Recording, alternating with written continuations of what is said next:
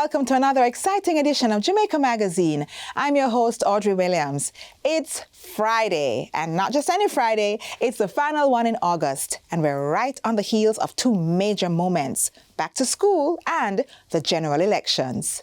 Jamaica, there's a lot before us and some big decisions to make as we step into September. But for now, let's set those worries aside. Sit back, relax, and enjoy, because we've got a dynamic lineup just for you. Stay with us. We'll be right back after the news. Did you know that you can vote without the new voter ID card? Once you're registered to vote, that is, your name is on the voters list, you can vote in the upcoming election. If you don't have your voter ID card, visit your polling station on election day, and our trained election day workers will assist you. That was a message from the Electoral Office of Jamaica.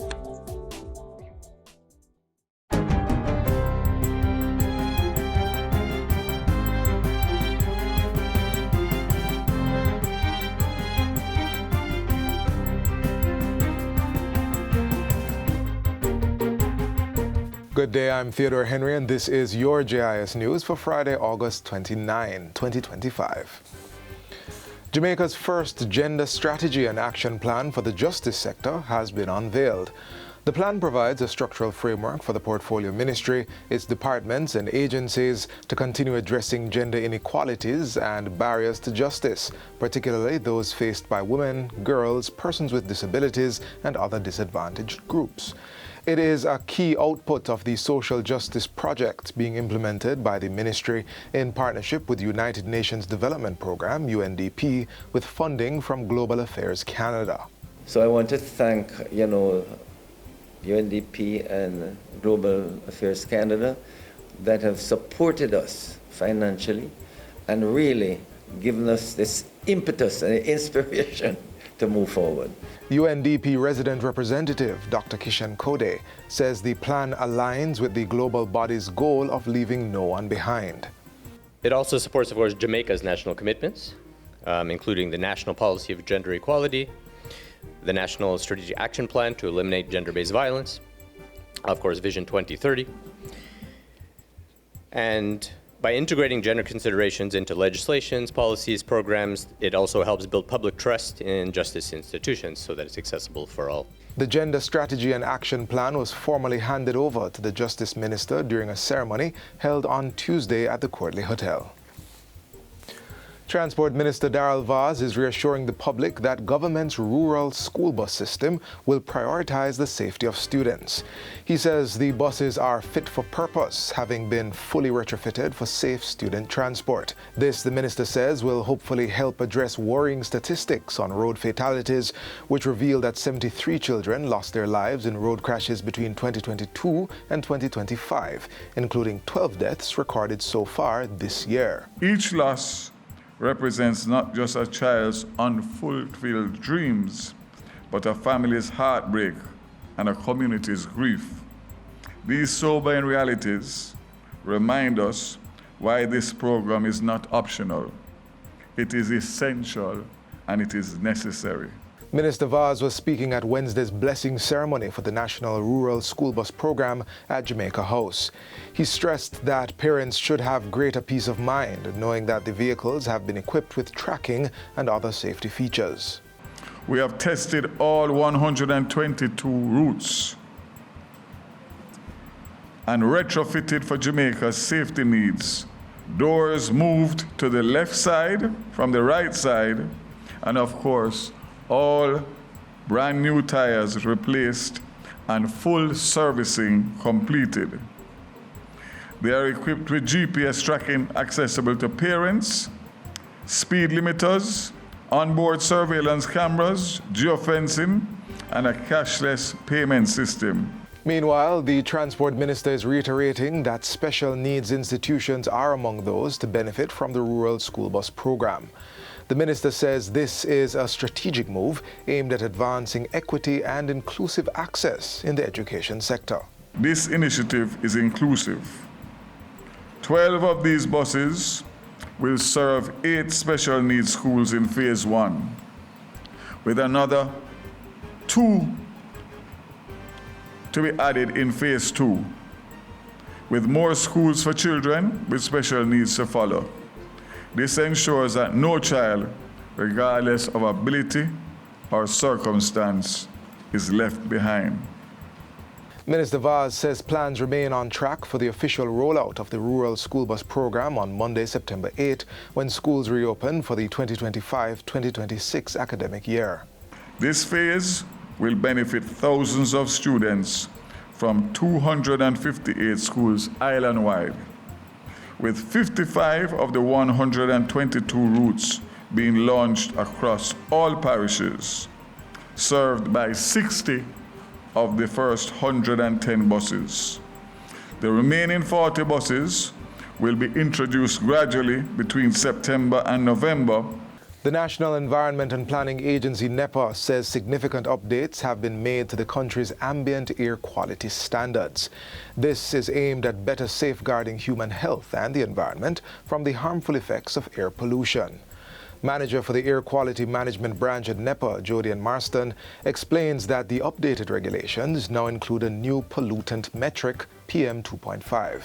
This represents microscopic particles that are 2.5 micrometers in diameter or smaller, which pose one of the most serious health risks due to their ability to penetrate deep into the lungs and enter the bloodstream.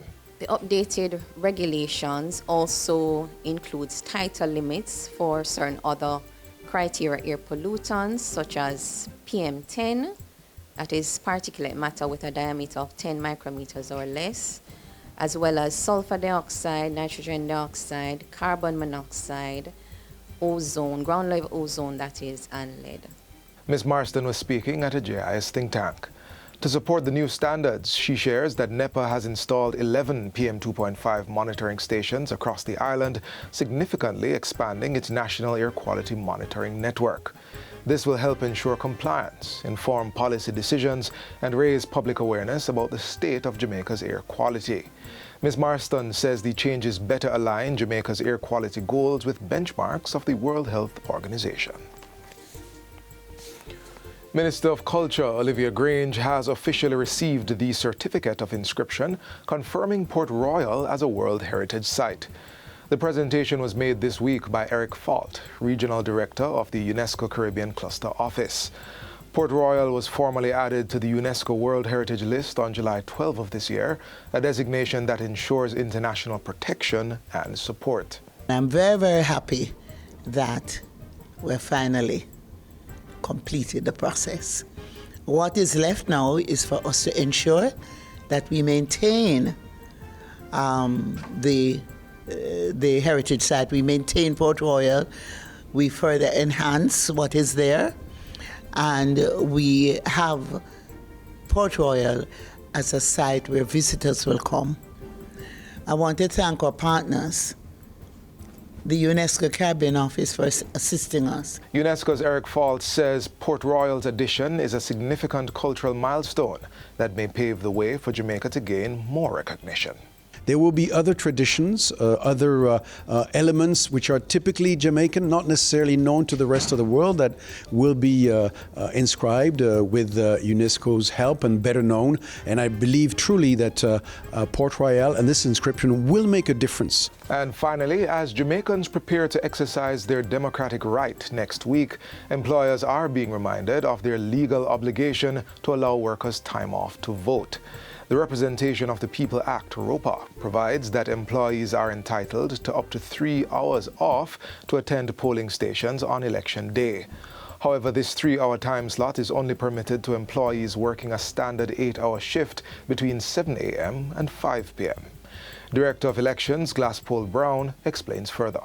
If the person works on a shift and the shift starts at 10 a.m., that person is not entitled to the 3 hours. It is assumed that between 7 and 10, they would have taken advantage of going and casting their ballot prior to coming to work. If their shift ends at 2 p.m., the same things apply. The same thing applies in the sense that it is expected that you take the time between 2 and 5 to go and cast your ballot. So there will be no need for your employer to give you that 3 hours. Mr. Brown is also reminding voters that polling stations across the country will be open between 7 a.m. and 5 p.m., but persons in line after the official closing time will still be allowed to vote. Electors are being encouraged to arrive at a time that is convenient for them to avoid unnecessary crowding. And that's it for JIS News Today. I'm Theodore Henry. Thanks for watching.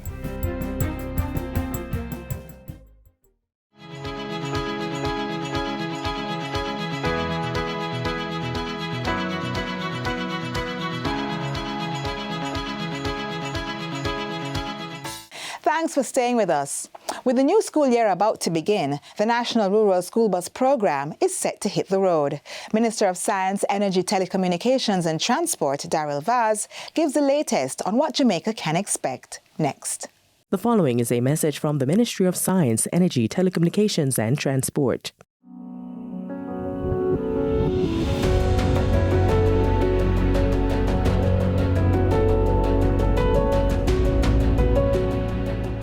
My fellow Jamaicans, especially our rural children and parents, good evening.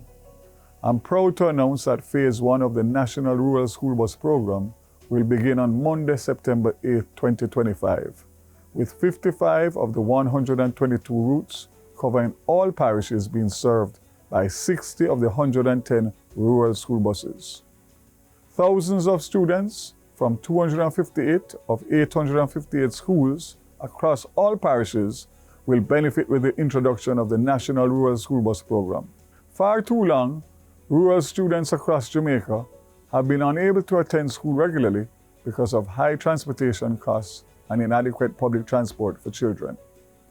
Many children have been forced to travel on foot or in unsafe vehicles, are exposed to numerous risks, including traffic accidents, crime, and disrespect from the ever so popular cry, "No Schoolers."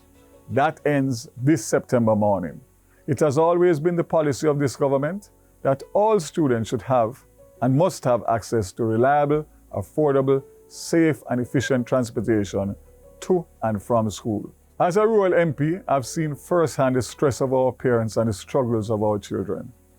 This isn't about politics, it's personal. I've made it my mission to ensure the National Rural School Bus Program becomes a reality. It is a priority of this administration and one of the most rewarding achievements of my political career. Data from the Jamaica Constabulary Force indicates that in 2023, 18 students died in traffic accidents. In 2024, 24 students. And so far since the start of 2025, 12 students have lost their lives tragically from being involved in traffic accidents. Not to mention the 792 students injured during this period. If those numbers aren't sufficient for us to act now, then what is? This government decided to act through the Ministry of Science, Energy, Telecommunications and Transport in partnership with the Ministry of Education, Skills, Youth and Information. After careful deliberation and due diligence, we accepted an unsolicited proposal for the importation of 110 school buses to urgently start to solve the transportation needs of our rural students.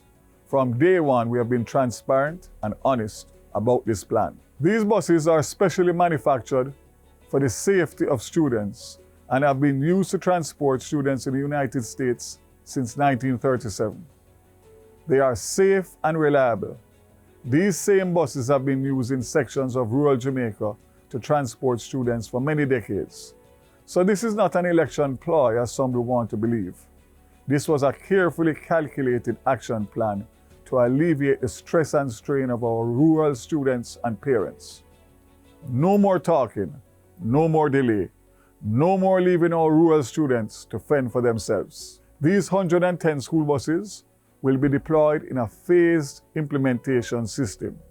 As mentioned earlier, 60 of the buses will begin operating along 55 rural routes come September 8th, with the other 40 being gradually introduced between September to November on 67 additional rural routes, totaling 122 routes, servicing 258 rural schools across Jamaica, and 10 additional buses will be reserved to ensure continuity of the fleet and service.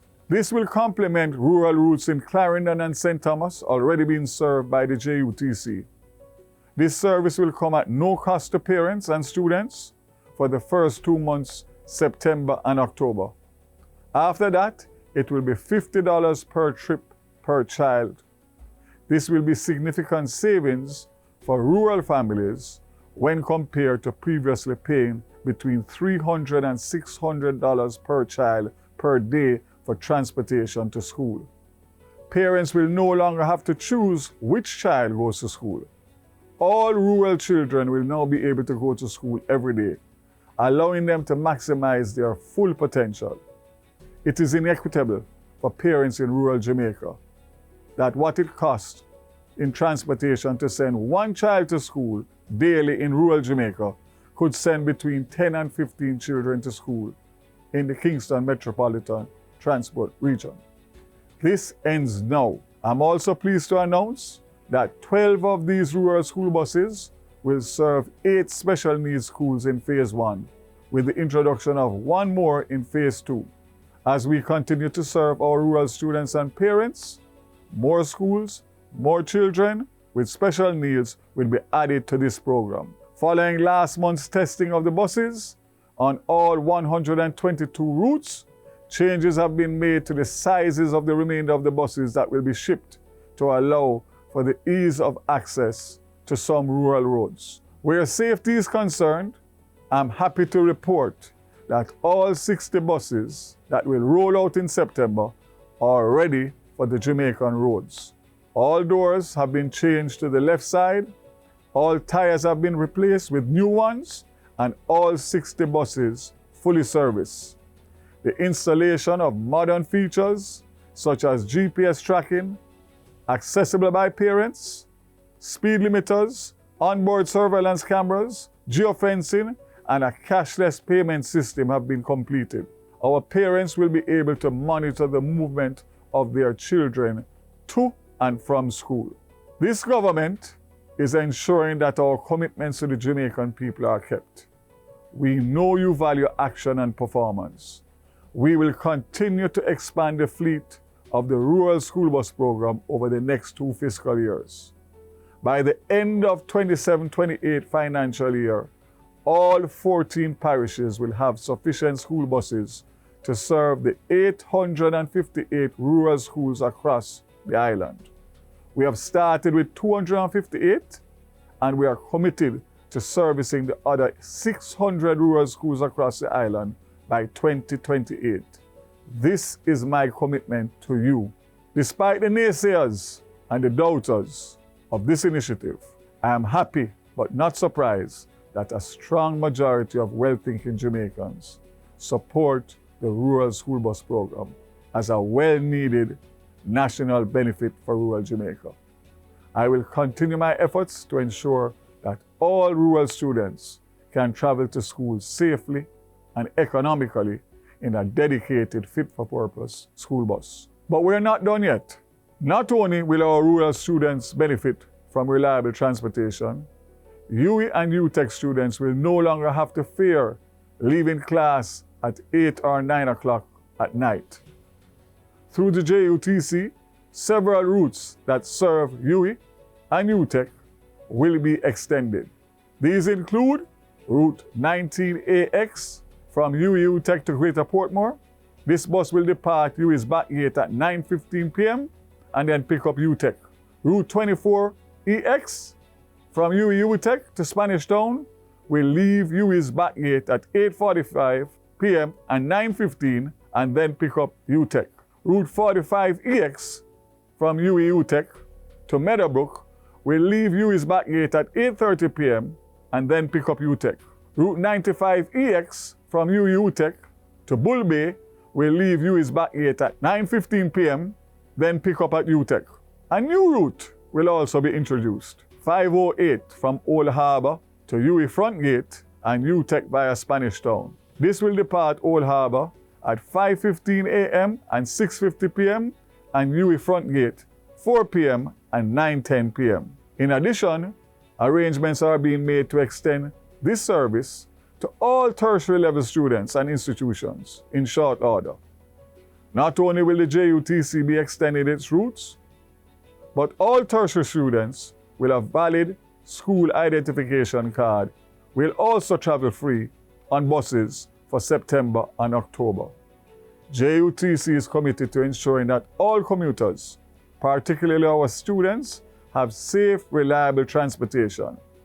As Minister, I've been active and attentive to the needs and requests of you, the public, and together we can dramatically improve public transport in Jamaica, with much more to be done. For far too long, our students have suffered and have been preyed on by rogue transport operators, giving the hard-working and law-abiding operators a bad name. As Minister with responsibility for transport, I say no more. It is time for our students to hear schoolers only. This is now their time. Let us choose to protect our students. Jamaica, this minister and this government does not make promises. We deliver on commitments. We are committed to launching the National Rural School Bus Program this September and expanding it to all 858 schools within 2 years. Meanwhile, regrettably and unfortunately, the opposition has categorically stated that if elected, they will scrap the rural school bus system just as they did in 2012. Jamaicans, the choice is yours. May God continue to bless Jamaica, the land we love.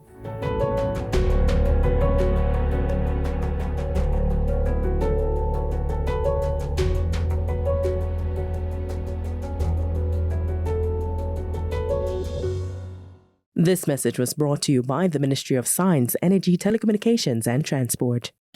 All registered electors are allowed time off to vote on election day. Under the law, every employer shall permit employees to be absent from work on polling day for 3 hours in addition to the normal lunch hour. This does not apply to employees who begin work at 10 a.m. or after, or end work at 2 p.m. or earlier. Remember, time off to vote on election day is your right. That was an important announcement from the Electoral Commission of Jamaica. The Denbigh Agricultural, Industrial and Food Show was a true Jamaican treat this year. Up next, we bring you highlights of all that was showcased on the grounds in Clarendon.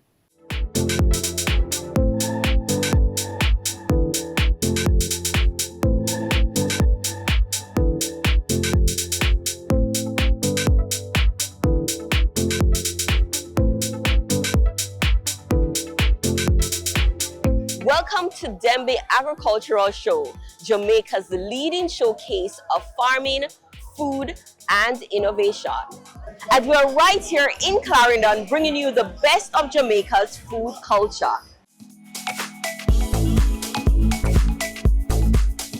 As Jamaicans, there's nothing we love more than our food, and Denbigh delivers it all, from fresh produce to homegrown delicacies, showcasing culinary creativity that tells the story of our culture. Here's a quick history lesson. The Denbigh Agricultural, Industrial and Food Show is one of the island's longest running and most celebrated farming events. It was created to showcase Jamaica's rich agricultural heritage, promote best farming practices, and foster community among farmers and agricultural enthusiasts. People return year after year because the show is more than just a competition. It's a celebration of hard work, tradition, and an illustration of our deep connection to our food. I am here supporting the Denbigh Agricultural Show with the cane juice, just natural cane and ginger. No sugar added, no preservative, no water. As you can see, the name of the juice is just a juice cane juice. We just a juice it and spat thing. So it's just a juice cane juice in the Denbigh showground coming from St. Elizabeth. And we want the people all over Jamaica and the world to come and enjoy Jamaican product. From the refreshing sweetness of fresh cane juice to creative twists like Otaiti apple wine, born straight out of St. Elizabeth, Denbigh has a treat for all taste buds. Wine is just grape, really, that come from overseas, and we have a lot of exotic and nice fruits here in Jamaica, so we decided to run an experiment on a few of them to see how they would come out. And then we did a little market research, using agricultural shows across the island, and persons were very receptive and they return year after year to seek the produce. So because of that now, we just decided that it makes full sense to turn it into a business. If you have a product that is locally made, that means before you get to any other markets, you would want the local people to have it, right? So coming to shows like Denbigh, where you have a wide range of customers to interact with, you make market linkages, you never know who you might meet. And I ended up meeting. My name is Nishanel Vernon. I am an young entrepreneur. I am here with the St. Elizabeth Pavilion, and I am a baker. I specialize in cheesecakes. I currently have 16 different flavors of cheesecakes and cakes. I am also a farmer, and I grow my own strawberries, as you can see over there. And we cannot speak on food without these traditional delicacies. Of course, no Denbigh visit is complete without a stop for that smoky, irresistible jerk. And you know I had to get my own. Now a visit to see farm animals. Jamaica's relationship with livestock stretches back to the 15th and the 16th centuries, when European settlers brought cattle, sheep, goats, pigs, and horses to feed plantation workers and local communities. Today, modern breeding, veterinary care, and improved farm management have transformed the sector. Today we have full-bred boar and Sawney. Sawney's are for milking and meat. Nubians are also milking and meat, and also for studs. We keep them on slotted floors, so keep away from germs. We inspect them, make sure they don't have a fungus on them or anything out of the norm. And if you need more help with your farm animals, join the Small Ruminants Association of Jamaica. It's a group organization for small farmers who are just getting into it. We have a group where we help each one help one. Denbigh isn't just about tradition, it's also about innovation. As you look around in the booth, you're seeing that we are showcasing technologies in agriculture.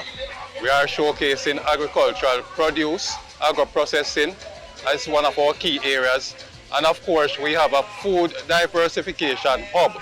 In our technology area, we have a hydroponics unit where we are showing how you can produce crops using water as the medium for growth.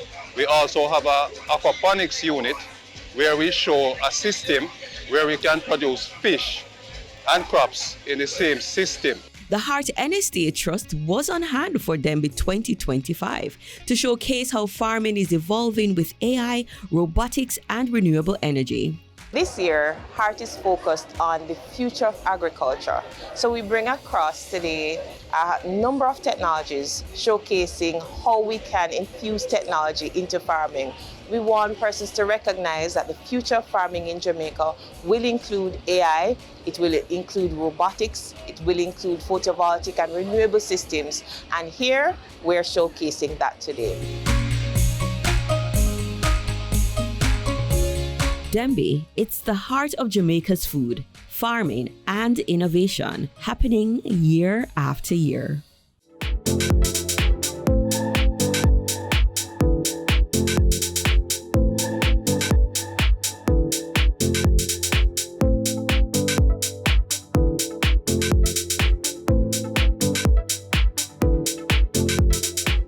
We have reached the end of today's program. I hope you've not only been informed, but inspired. Join us again tomorrow for another exciting and insightful edition of Jamaica Magazine. If you missed any part of today's show, don't worry. You can catch the full recap and explore even more stories on our website at jis.gov.jm. I'm Audrey Williams. Thanks for watching, and until next time, take care.